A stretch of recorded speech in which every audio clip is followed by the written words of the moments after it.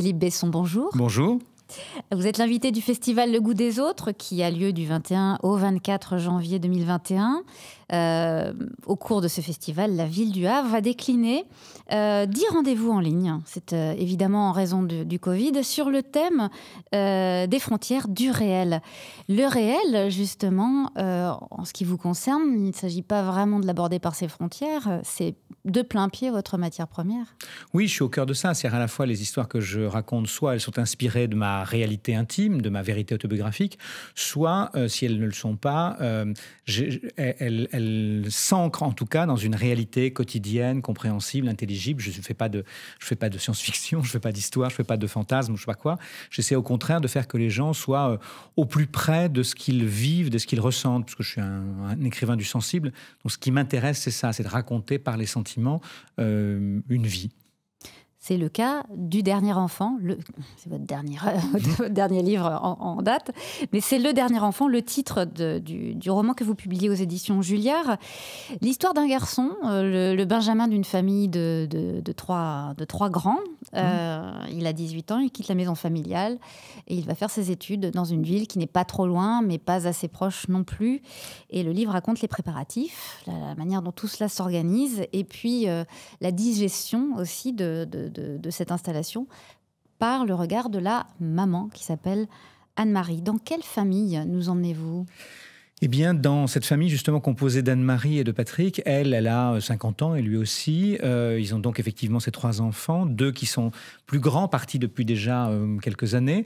Et puis ce petit dernier qui s'appelle Théo et qui lui s'en va ce jour-là.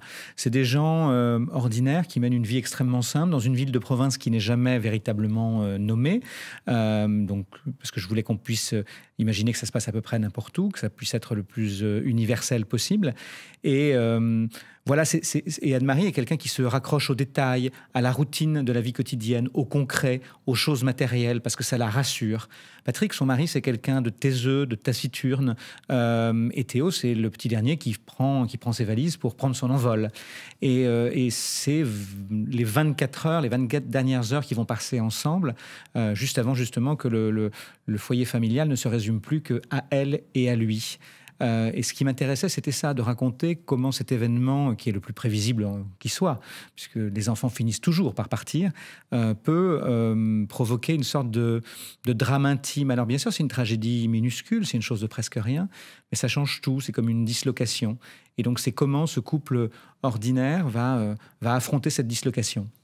Il y a aussi des vérités qui sortent, des prises de conscience, l'éloignement, l'arrachement je reprends des termes qu'Anne-Marie pourrait tout à fait valider. Ouais. Cet arrachement est aussi l'occasion peut-être de faire un point sur sa vie. Oui, parce qu'elle traverse au fond toute la gamme des sentiments, Anne-Marie. Elle éprouve d'abord le sentiment de l'abandon ou de la perte. Son fils s'en va, elle le perd.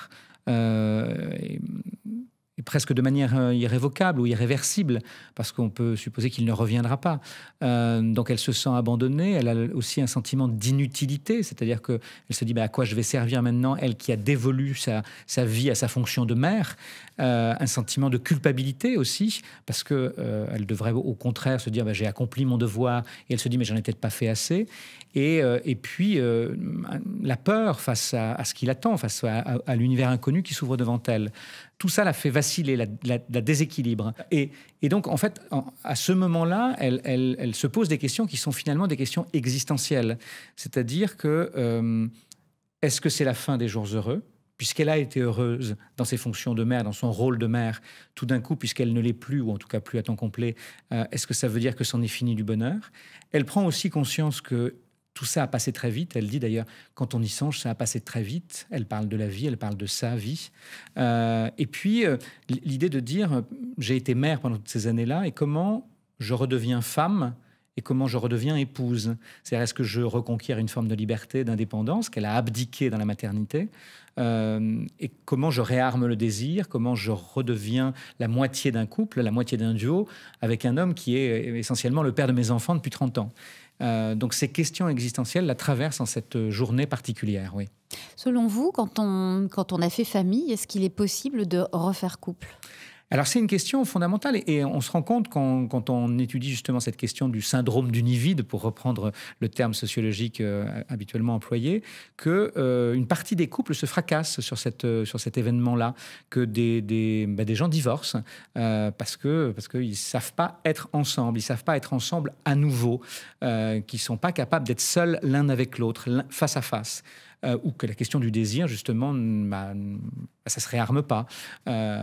Surtout si ça arrive, par exemple, à 50 ou 55 ans, qui est aussi une transformation physiologique, on va dire.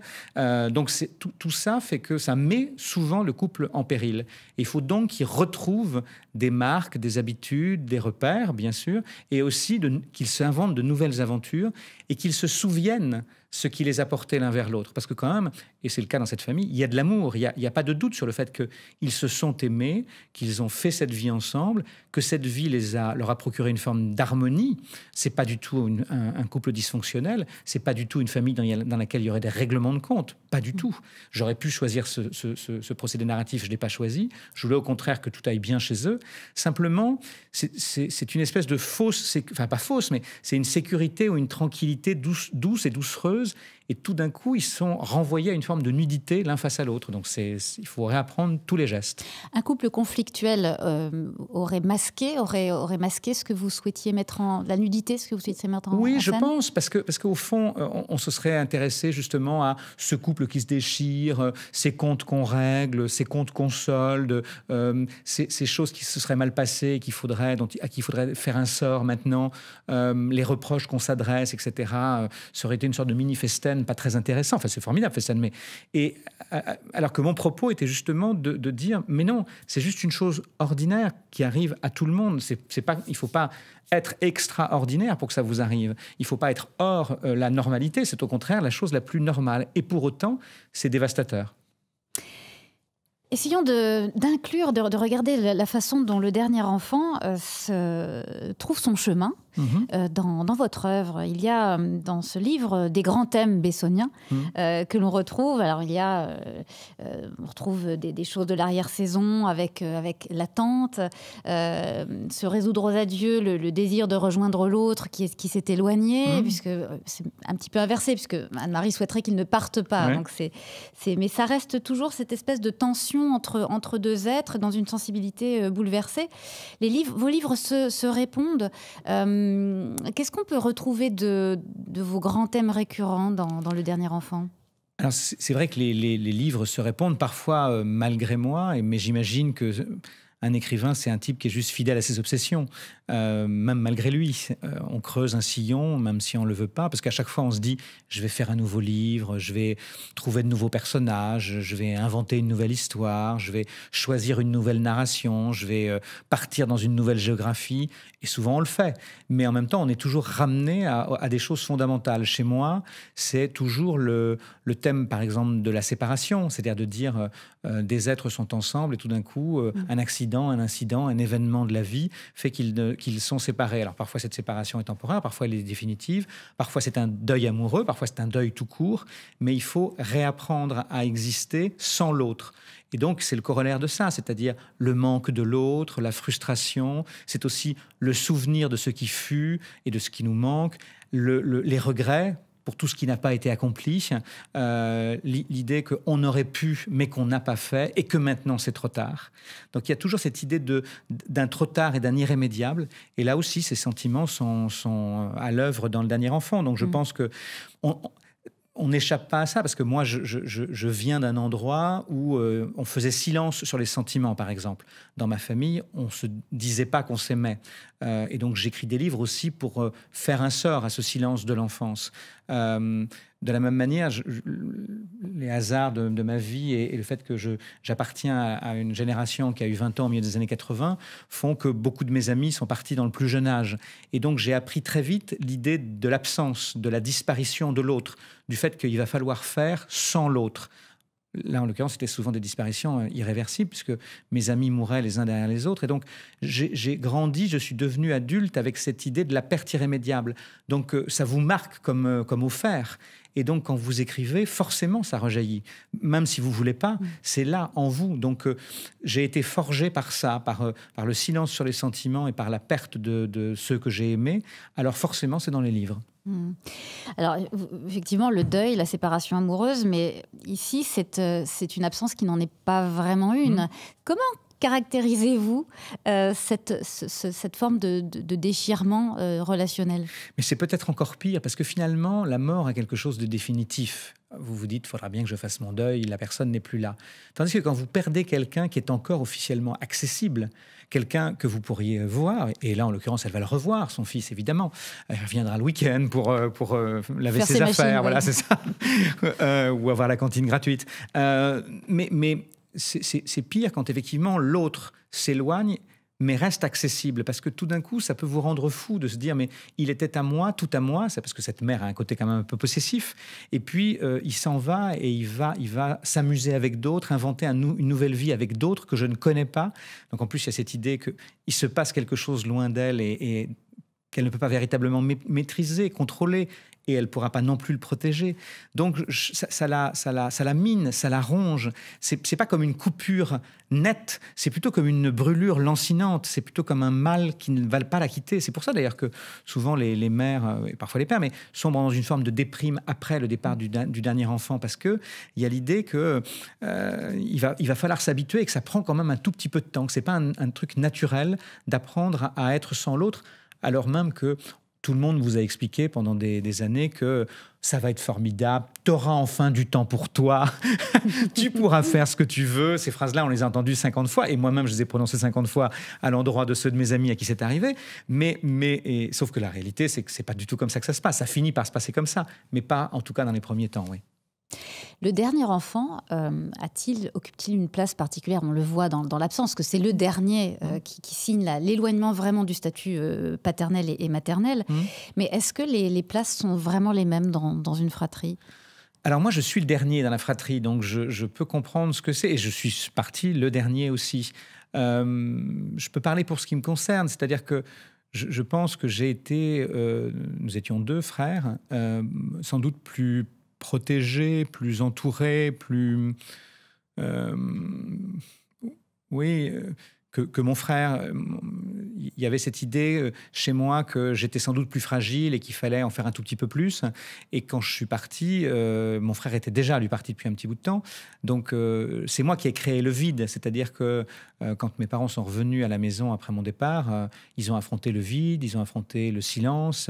Il n'y avait plus de désordre, il n'y avait plus les posters dans la chambre, les armoires étaient vides. C'est très concret, le vide. C'est très matériel, le vide. C'est pas du tout une chose théorique. Et donc, je sais que j'ai fabriqué ce vide-là. Et c'était un vide d'autant plus grand qu'encore une fois, j'étais sans doute extrêmement proche, notamment de ma mère, parce que c'était très fusionnel entre elle et moi. Donc je me souviens, oui, d'un arrachement, en tout cas, oui. Votre maman l'a lu, ce livre? Oui, elle l'a lu, oui, c'était un peu terrible pour elle, je pense. Enfin, surtout que ma mère, en général, elle lit toujours mes livres avec retard. C'est une habitude qu'elle a prise, j'imagine, pour se protéger un peu. Et là, curieusement ou pas, elle l'a lu tout de suite. Bon, il lui est dédié, donc peut-être que ça a aidé. Et c'est terrible parce qu'au fond, nous en avons parlé, mais nous avons pu en parler seulement dans les sanglots. C'est-à-dire que comme si on n'arrivait pas, là encore, à avoir une conversation normale sur ce livre-là. Il fallait qu'on en passe à la fois et d'ailleurs que par les sanglots, comme si ça permettait, les sanglots, de dire ce qu'on avait ressenti sans le dire encore, puisqu'il n'y a pas eu les mots. Il y a juste eu les sanglots et pas les mots. Il n'y a pas les mots, mais il y a un écrivain dans cette famille. Philippe, que vous inspire l'expression « le goût des autres » pour terminer cette rencontre? Alors, les autres, pour moi, c'est pas une masse indistincte, en fait. C'est pas une foule, c'est pas un ensemble. Donc, cette expression "les autres", que j'aime beaucoup, je trouve qu'elle est merveilleuse, mais je veux la ramener à 1 plus 1 plus 1. C'est-à-dire que ce qui m'intéresse, c'est l'autre en face, c'est le dialogue, c'est... et d'ailleurs, tous mes livres quasiment sont construits sur ça. Je mets toujours un être face à un autre. Il y a jamais de foule chez moi, il y a jamais de 150 personnages, je sais pas quoi, pas du tout. Je suis convaincu que l'essentiel se passe toujours dans le regard de l'un sur l'autre et de l'autre sur l'un. Donc le goût des autres, c'est ça, c'est comprendre que l'autre a sa singularité, son originalité, son unicité, et l'aimer ou s'intéresser à lui ou à elle pour ça. Et c'est Le Dernier Enfant de Philippe Besson, publié aux éditions Julliard. Merci Philippe. Merci.